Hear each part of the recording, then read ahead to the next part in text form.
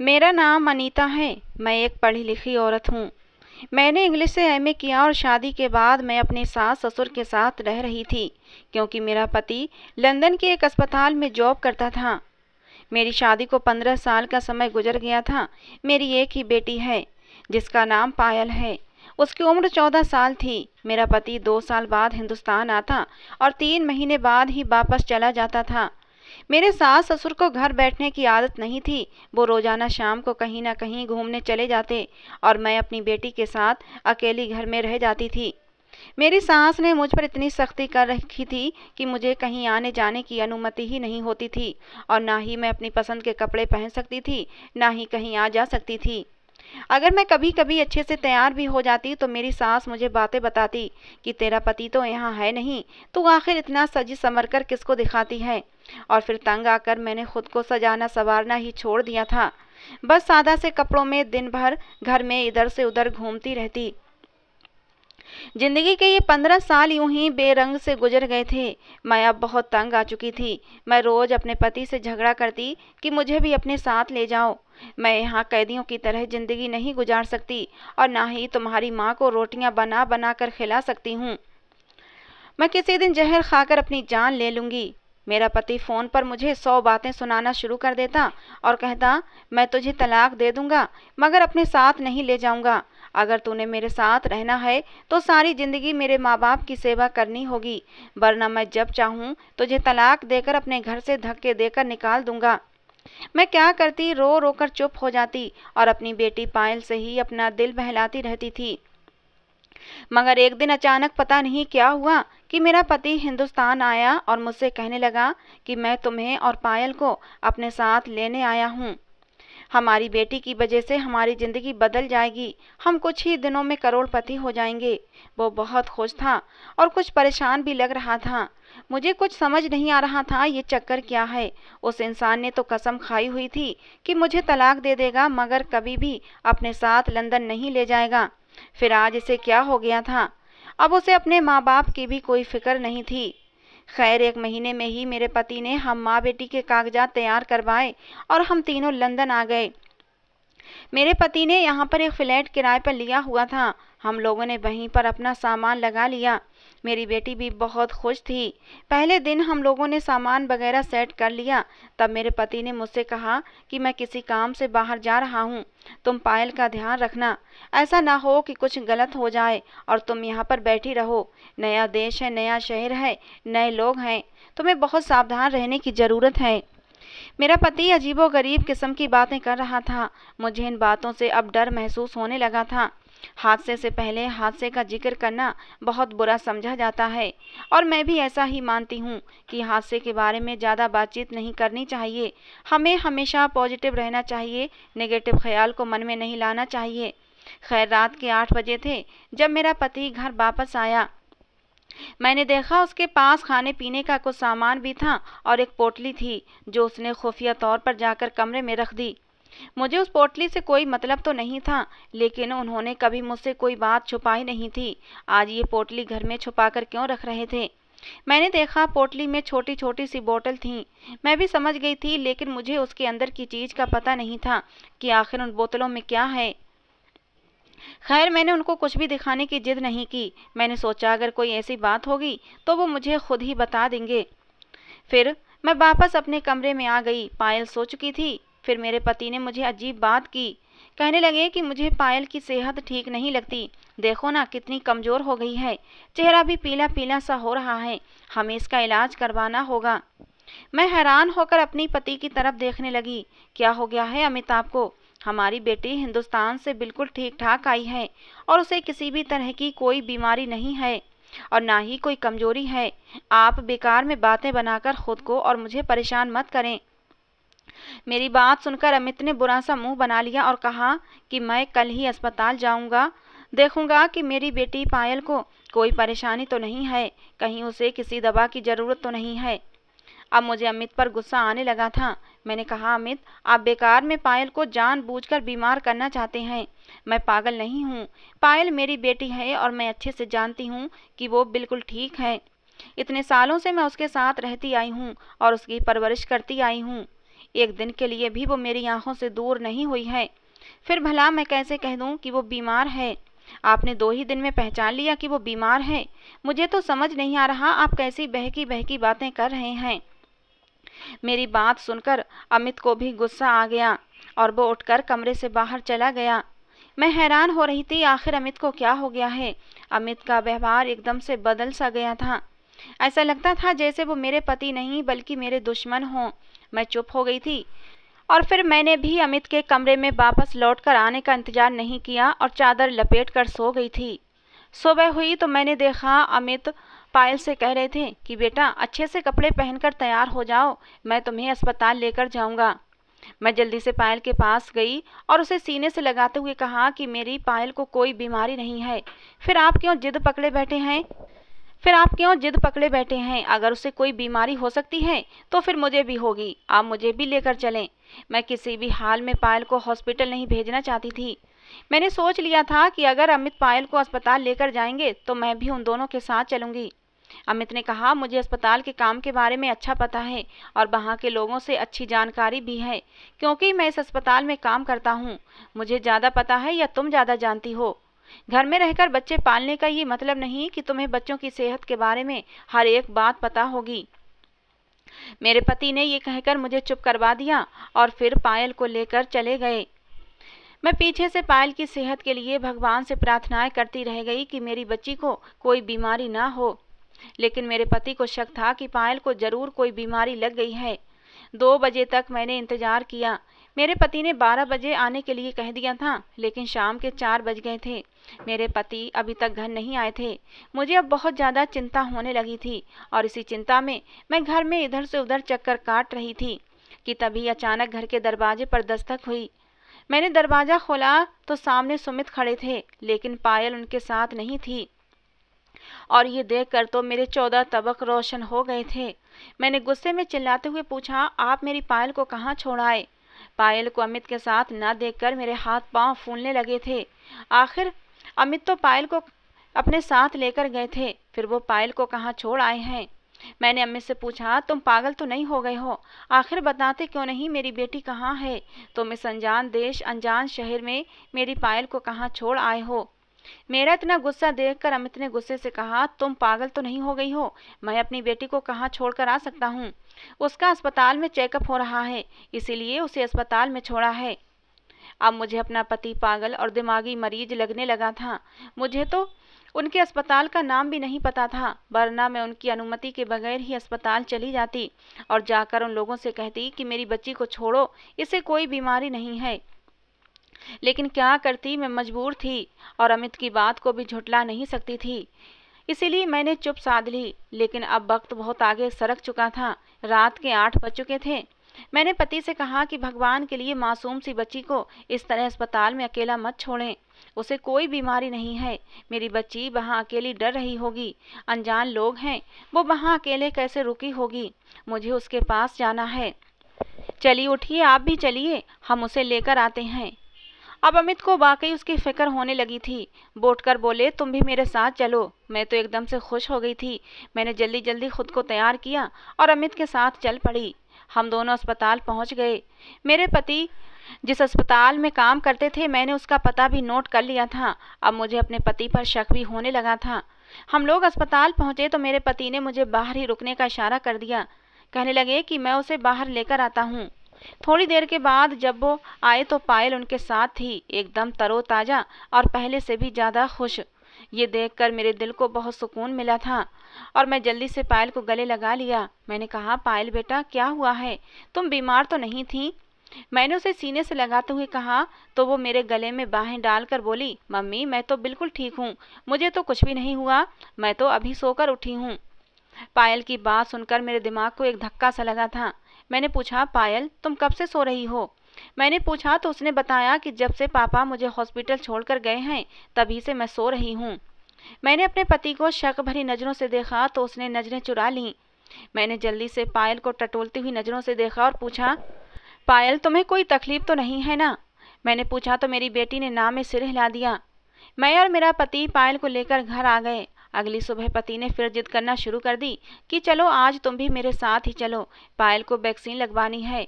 मैं आने वाली बीमारियों के बारे में बहुत ज़्यादा डरा हुआ रहता हूँ। मुझे लगता है कि जब तक मेरी बेटी को वैक्सीन नहीं लगेगी तब तक वो सभी बीमारियों से सुरक्षित नहीं है। उसे वैक्सीन की ज़रूरत है, वरना बाद में हम क्या करेंगे। पायल हमारी इकलौती औलाद है। भगवान ना करे अगर उसे कुछ हो गया तो हम तो कहीं के ना रहेंगे। अपने पति की ये बात सुनकर मैं चुप हो गई थी। मैं और मेरे पति अस्पताल पहुंचे। वहां एक डॉक्टर के पास चले गए। डॉक्टर ने कहा, इस बच्ची को वैक्सीन की ज़रूरत तो नहीं है, लेकिन अगर आप फिर भी अपनी तसल्ली के लिए वैक्सीन लगवाना चाहते हैं तो जाकर वैक्सीन लगवा लीजिए। मेरे पति ने मुझे आंखों से इशारा किया और बोले कि चलो वैक्सीन वाले कमरे में चलते हैं। हम दोनों उठकर वैक्सीन वाले कमरे में चले गए। मैंने देखा मेरा पति इधर उधर नज़र घुमा रहा था, जैसे उसे किसी की तलाश हो। मैं पति की एक एक हरकत पर नज़र रखे हुए थी, क्योंकि अब मुझे उस पर शक होने लगा था।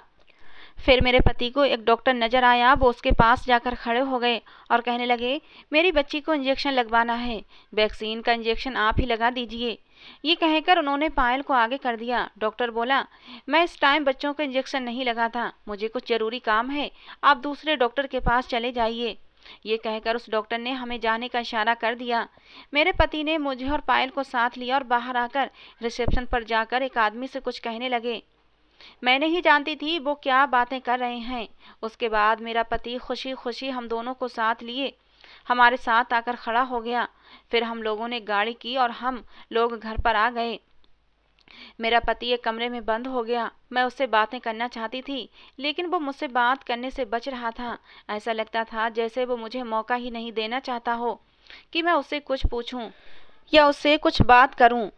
फिर थोड़ी देर के बाद ही पायल को नींद आ गई। पायल बेचारी सुबह की भूखी प्यासी थी। वो सो गई थी और उसे पता ही नहीं चला, और वो दिन भर सोती ही रही। मेरा पति अपने कमरे में चला गया था। उसने कमरे का दरवाज़ा भी बंद कर रखा था। मैं बाहर पायल के साथ ही थी। मैं पति के बंद दरवाजे को बजाने भी नहीं पा रही थी। मुझे लगा कि कहीं वो गुस्सा ना करें, लेकिन मुझे हैरत इस बात की हो रही थी कि पति पत्नी में कोई राज नहीं होता। फिर वो दरवाज़ा बंद करके क्या कर रहे थे। मैंने दरवाज़ा बजाया तो नहीं, लेकिन उन्हें हल्की आवाज़ें देने लगी। उस वक्त मुझे अंदाज़ा हुआ कि अमित कमरे में फ़ोन पर किसी से बात कर रहे थे। ये बात तो मेरे लिए और भी ज़्यादा हैरान कर देने वाली थी कि मेरा पति मुझसे छुपकर किससे बातें करता है। कहीं कोई लड़की का चक्कर तो नहीं। मैंने दरवाजे के करीब जाकर कान लगाकर सुनने की कोशिश की, लेकिन वो बहुत गुस्से में लग रहा था। उसकी बातों से ऐसा बिल्कुल नहीं लगता था कि वो किसी औरत के साथ बात कर रहा है। उसके बात करने का जो अंदाज था, मुझे इस बात का आइडिया हो गया था कि वो किसी मर्द के साथ ही बात कर रहा था। मैं भी अंदर से सुकून से हो गई थी। थोड़ी देर बाद अमित ने खुद ही कमरे का दरवाज़ा खोल दिया और मुझसे पूछने लगा, क्या हुआ है। मैंने कहा, पायल सो गई है, अब मुझे भी नींद आ रही है, बहुत देर हो गई है। अमित ने मेरी तरफ देखकर गुस्से से मेरे कपड़ों पर नज़र डाली और बोले, तुम में से बदबू आ रही है। मैं सारा दिन अस्पताल में दवाइयों की बदबू सूंघता रहता हूँ और घर आकर भी यही बदबू सूंघने को मिलती है। तुम अपने आप को साफ सुथरा रखा करो। पति की तरफ से इतनी बेइज्जती मेरे लिए बहुत दुख की बात थी। मैं फौरन वापस कमरे में आई और अच्छे कपड़े निकालकर बाथरूम में नहाने चली गई। मौसम तो सर्दी का था, लेकिन मैंने इस बात की कोई परवाह नहीं की। अमित की बातों ने मेरे दिल पर बहुत असर किया था। मैं ठंडे पानी से ही नहा ली थी। पति की बेइज्जती औरत को बहुत ज़्यादा तकलीफ देती है। मैं ठंडे पानी से नहाकर वापस कमरे में आई तो मेरा पति तब तक सो चुका था। मुझे बहुत ज़्यादा दुख होने लगा कि मैं तो खुद को हर वक्त साफ सुथरा ही रखती हूँ, फिर भी मेरा पति ये गिले शिकवे मुझसे करता रहता है। खैर, मैं भी सोने के लिए लेट गई थी, लेकिन थोड़ी ही देर के बाद मुझे महसूस हुआ कि मुझे हल्का हल्का बुखार है। लेकिन अब मैं क्या कर सकती थी, बुखार को आने से रोक तो नहीं सकती थी। शायद ठंडे पानी से नहाने की वजह से मुझे बुखार होने लगा था। मैंने ऐसे ही चादर अपने ऊपर डाली और सो गई। मुझे बहुत जोर की नींद आ गई थी। जब सुबह मेरी आँख खुली तो काफ़ी समय गुजर चुका था। बुखार में नींद भी ऐसी आई कि समय का पता ही ना चला। मेरी आँख खुली तो ये देखकर मैं हैरान रह गई कि घर का दरवाज़ा खुला हुआ था, जबकि पायल और अमित घर पर नहीं थे। मैंने तो अपना सर ही पीट लिया। हे भगवान, ये पायल और उसका बाप कहाँ चले गए। मैंने उठकर कमरे का दरवाज़ा बंद किया। पति की गैर जिम्मेदाराना हरकत पर मुझे फिर से शक होने लगा था। आखिर ऐसी भी क्या जल्दी थी कि मुझे सोता हुआ छोड़कर वो चले गए थे। उसे कम से कम इतना एहसास तो करना चाहिए था कि उसकी पत्नी कमरे में सो रही है और वो फ्लैट का दरवाज़ा ही बंद कर जाए। मैं गुस्से में बैठी हुई थी, लेकिन क्या कर सकती थी। अपने पति पर गुस्सा भी नहीं कर सकती थी। मैं भी अपने घर से निकली और उसी अस्पताल की तरफ जाने के लिए तैयार हो रही थी कि तभी घर के दरवाजे पर दस्तक हुई। मैंने दरवाज़ा खोलने के लिए अभी आगे ही बढ़ी थी, लेकिन दरवाज़ा खोलने से पहले ही फ़ोन की घंटी बजी। मैंने फ़ोन उठाया तो मेरे पति की आवाज़ आ रही थी। अमित ने मुझे सबसे पहले यही सवाल किया था, क्या दरवाजे पर कोई आया है? मैंने कहा, जी हाँ, एक आदमी आया है, सफ़ेद रंग का कोट पहने हुए है। उसने अपना नाम नहीं बताया। अमित कहने लगे कि वो डॉक्टर है, हमारी बेटी को वैक्सीन लगाने आया है। तुम ऐसा करना कि उससे कहना वो हमारी बेटी का नाम दर्ज कर ले और डॉक्टर से कह देना हमारी बेटी को वैक्सीन लग चुकी है। और फिर मैंने ऐसा ही किया। दरवाज़ा खोला तो सामने वही नौजवान डॉक्टर खड़ा था जिसे कल हमने अस्पताल में देखा था। वो डॉक्टर कहने लगा, आपकी बेटी पायल कहाँ है? मैंने पायल को वैक्सीन लगानी है। मैं इधर से हॉस्पिटल के लिए ही निकल रहा था कि तभी तुम्हारे पति का फ़ोन आ गया। उसने कहा कि सर, अगर आप उधर से आ रहे हैं तो मेरी बेटी पायल को वैक्सीन भी लगाते चले आना। उसके पैर में दर्द है, इसलिए मैं उसे अस्पताल लेकर नहीं आ सकता। मुझे डॉक्टर की बात सुनकर बड़ी हैरत हुई थी। पायल तो घर पर ही नहीं थी और फिर उसके पैर में दर्द भी नहीं था। और जब मेरा पति उसे अपने साथ ले गया था तो डॉक्टर को यहाँ भेजने की क्या ज़रूरत थी? लेकिन मैं अभी फ़िलहाल कुछ सवाल जवाब नहीं कर सकती थी, इसलिए मैंने अपने पति की कही हुई बात कह दी। मैंने कहा, पायल को वैक्सीन तो लग चुकी है, लेकिन आप उसकी एंट्री अपनी डायरी में कर लें। मेरे कहने पर डॉक्टर ने पहले तो इनकार कर दिया, मगर जब मैंने कहा, कल हम अस्पताल से वैक्सीन करवा कर उसे ले आए हैं, बस आप इस नाम का, मेरी बेटी का नाम रिकॉर्ड कर लें, तब उसने फाइल पर नाम दर्ज कर लिया और मुझे एक रसीद भी पकड़ा दी। इसका मतलब ये था कि हमारी बेटी को वैक्सीन लग चुकी है। मैं तो उसे एक मामूली बात समझकर हर चीज़ को नज़रअंदाज कर चुकी थी, लेकिन अगले दिन जो हुआ उसने मेरे सर पर पहाड़ तोड़कर रख दिया था। मेरे पति ने मुझसे कहा कि अब मैं जो करने जा रहा हूँ उसमें तुम्हें मेरा साथ देना होगा, वरना तुम जिंदगी भर पछताओगी। अगर तुमने मेरा साथ न दिया तो हम तीनों को यहाँ पर जेल हो जाएगी। जो भी कुछ मैं करूँगा या कहूँगा तुम उसमें सिर्फ मेरा साथ दोगी। अपना दिमाग मत चलाना, नहीं तो हम मुसीबत में पड़ जाएंगे। मैं उसकी बात को कुछ ज़्यादा समझी नहीं थी, पर 1 महीने के बाद मेरा पति कहने लगा, हमारी बेटी को एक बीमारी हो गई है। मैं भी अब अपने पति की बात पर ध्यान देना शुरू करने लगी, क्योंकि मेरी बेटी की हालत अब दिन ब दिन खराब होने लगी थी। मेरी बेटी को अब दिन ब दिन पेट में दर्द होता जा रहा था। दर्द ऐसा था कि बढ़ता ही जाता था। मेरी बेटी की पेट में कुछ तकलीफ तो जरूर थी। पेट हल्का हल्का फूला हुआ भी लग रहा था। बेटी को लेकर मैं बहुत ज़्यादा परेशान थी। तभी मेरे पति ने कहा कि हम अस्पताल चलते हैं, मैं अपनी बेटी को फिर से चेक करवाऊंगा। मुझे तो पहले ही शक था कि मेरी बेटी बीमार है, कुछ ना कुछ बात हो गई है। मैं अपने पति की वजह से खुद परेशान हो गई थी कि सच में वो पायल के बारे में ठीक ही कह रहे थे। वाकई मेरी बेटी बीमार लग रही थी। हम लोग पायल को लेकर अस्पताल चले गए। मेरे पति ने मुझे बाहर ही छोड़ दिया और कहने लगे, मैं अपनी बेटी को लैब लेकर खुद चेक करवाता हूँ। टेस्ट तो मैं ही करता हूँ। डॉक्टर से चेकअप करवाने के बाद अपनी लैब में जाकर टेस्ट करूँगा और फिर देखूँगा उसे क्या बीमारी है। मगर उस वक्त मेरी हैरत की हद न रही जब मेरा पति रोता पीटता लैब से बाहर आया। उसने सारे स्टाफ को इकट्ठा किया और उन्हें मारने लगा और मारते हुए कहने लगा, तुम लोगों ने मेरे साथ बहुत बड़ा धोखा किया है। ये क्या हो गया? मैंने तो सोचा भी नहीं था कि मेरी बच्ची के साथ इतना बड़ा जुल्म हो जाएगा। उसका शोर सुनकर पूरा अस्पताल जमा हो गया। अस्पताल के मैनेजमेंट वालों के सामने मेरे पति ने ऐलान किया कि बताओ मेरी बेटी के पेट में किसका बच्चा है, क्योंकि वो उम्मीद से है। ये बात सुनते ही सब लोग अपने कानों को हाथ लगाने लगे। ऐसा कैसे हो सकता है सुमित, तुम्हें जरूर कोई गलतफहमी हो गई है। अरे गलतफहमी कैसे हो सकती है? मैंने खुद उसे चेक किया है, खुद उसकी रिपोर्ट बनाई है। और ये खबर सुनकर मेरी हालत तो ऐसी हो गई थी कि मैं कुछ कहने और समझने के लायक ही नहीं बची थी। मेरी 14 साल की मासूम सी बच्ची के साथ ये क्या जुल्म हो गया था। मैं वहीं पास पड़ी कुर्सी पर गिर सी गई थी। फिर मेरा पति कहने लगा, ये आदमी जो 2 हफ्ते पहले मेरे घर मेरी बेटी को वैक्सीन लगाने आया था, उस दिन मेरी पत्नी ने मुझे बताया था कि मेरी बेटी उस समय घर पर अकेली थी। जब मेरी पत्नी घर आई तो मेरी बेटी की हालत बिगड़ी हुई थी। पायल से तो चला भी नहीं जा रहा था। ये सारा काम इसी डॉक्टर का है। इसने ये घटिया और नीच हरकत की है। मेरी बेटी के अकेलेपन का फायदा उठाया है और वैक्सीन का बहाना बनाकर उसे अपनी हवस का निशाना बनाया है। भगवान के लिए मुझ पर विश्वास करो और उस डॉक्टर को पुलिस के हवाले कर दो। अपने पति की ये झूठी कहानी सुनकर मेरे कान खड़े हुए थे। मेरे पति का ये शोर शराबा सुनकर सब लोग उस डॉक्टर के ऑफिस की तरफ चले गए।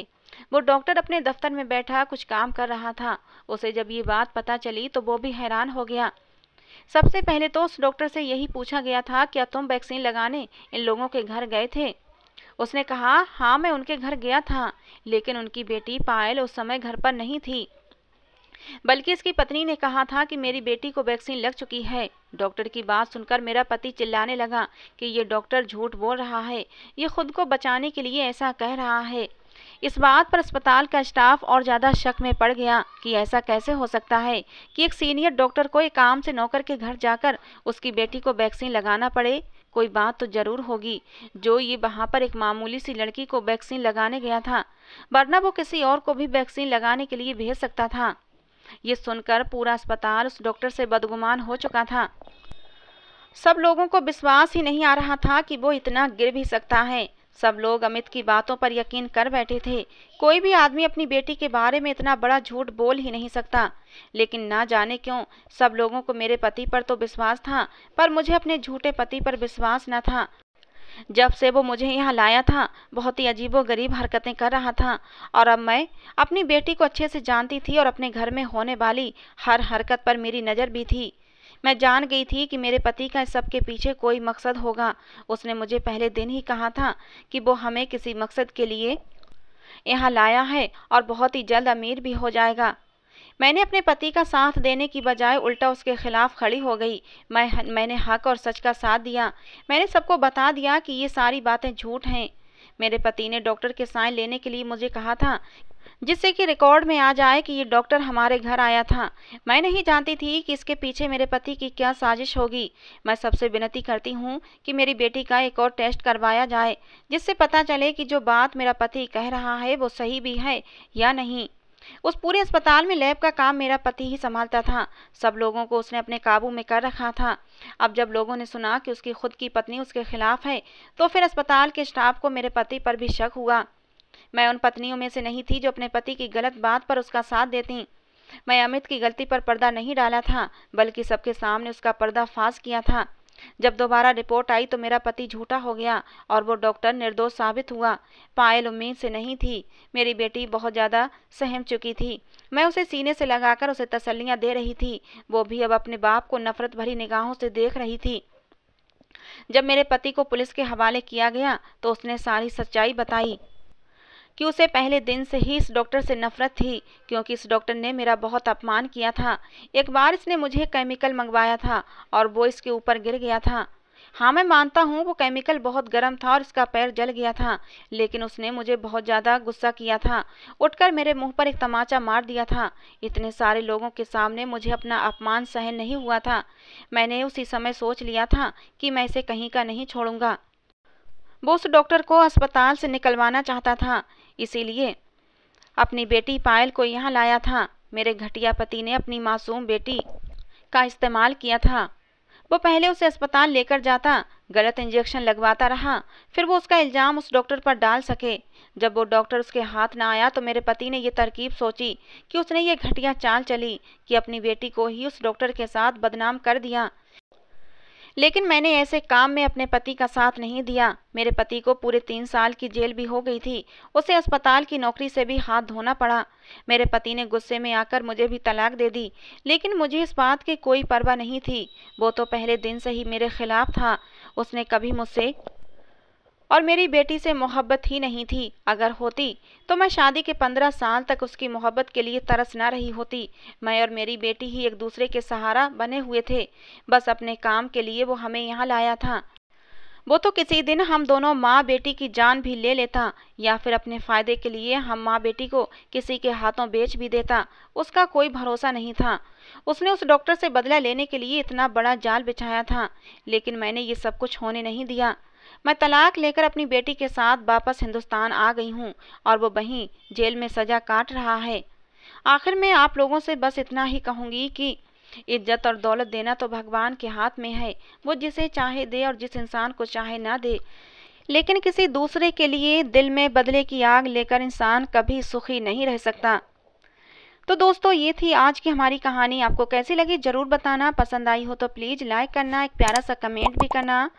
रोज़ एक नई कहानी सुनने के लिए हमारे चैनल को भी सब्सक्राइब करना। कहानी को अंत तक सुनने के लिए आप लोगों का बहुत बहुत धन्यवाद दोस्तों।